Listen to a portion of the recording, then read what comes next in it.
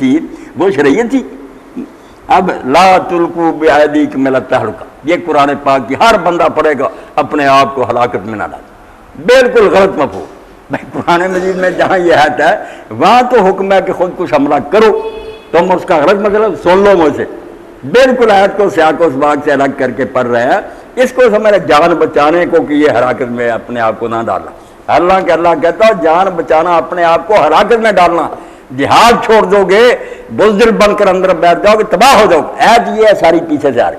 حضرت ابو ایوب انصاری رضی اللہ عنہ نے جب قسطنطنیہ کا محاصرہ تھا، ایک مسلمان خود کش حملہ آور ثابت ہوا، گھس گیا فوج کے اندر تنہا ہزاروں کافروں کے اندر، تو کئی پڑھنے لگے کہ اللہ کہتا اپنے آپ کو ہلاکت میں نہ ڈال۔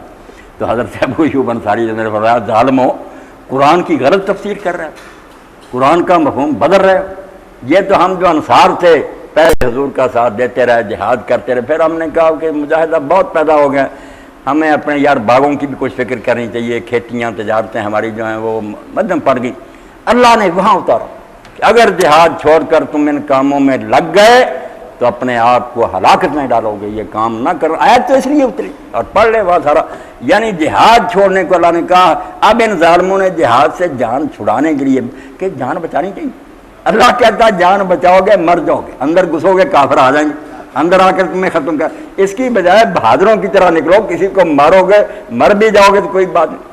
حضرت ابو ایوب انصاری رضی اللہ عنہ نے کہا یہ جو ہم سوچتے تھے نا کہ اب جہاد چھوڑ دیں اور اپنے کاروبار کی فکر کریں، ہمیں اللہ نے کہا کہ یہ کام نہ کرنا، جہاد اگر چھوڑ دو گے تو اپنے آپ کو ہلاک کرو، ورنہ بہادری اور جرأت سے مرنا مقصد ہونا چاہیے۔ یہ ہے کہ مقصد آ رہا ہو اور یہ بھی سوچے کہ خواہ مخواہ کسی کو نہیں مارنا، کوئی ٹارگٹ ہو کہ یہ ظالم جس کو مارنا اس کے ساتھ کوئی مرنا۔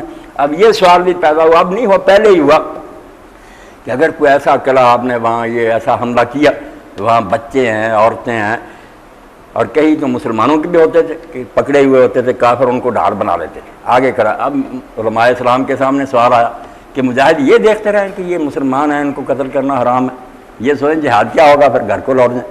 وہاں پھر کہا کہ نہیں، یہ شہید ہو جائیں گے، یہ ضائع نہیں جائیں گے جانے، یہ مسلمان بچے عورتیں شہید جنت میں جائیں گے، مگر کام اپنا مکمل کرو، کافروں کو یہ بہانہ نہ دو۔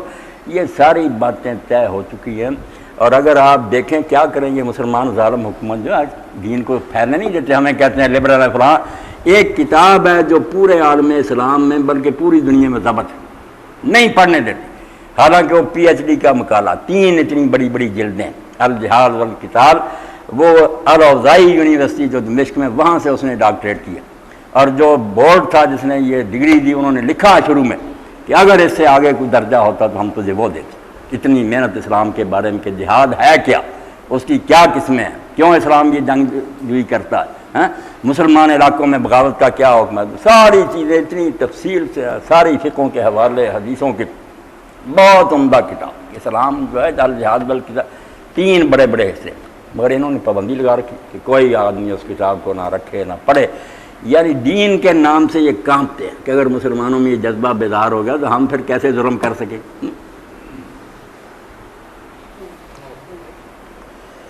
الحمدللہ رب العالمین والصلاة والسلام علی رسولہ الکریم سیدنا و نبینا محمد و آلہ وصحبہ اجمعین۔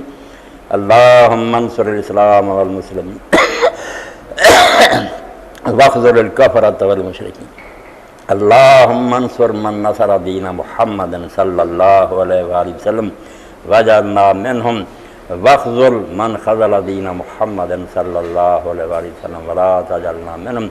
اللہم الف بین قلوبنا واصلح ذات بیننا، وصلی اللہ تعالی علی خیر خلقہ محمد وآلہ وصحبہ اجمعین، آمین یا رب العالمین۔ ماسٹر صاحب تب کچھ دیر کے لیے ہم سے رخصت ہو کر بیت اللہ جا رہے ہیں نا، مدینہ منورہ جا رہے ہیں، اللہ ان کا سفر قبول فرمائے، مبارک کرے، اللہ سب اہل ایمان کو نصیب کرے یہ دولت۔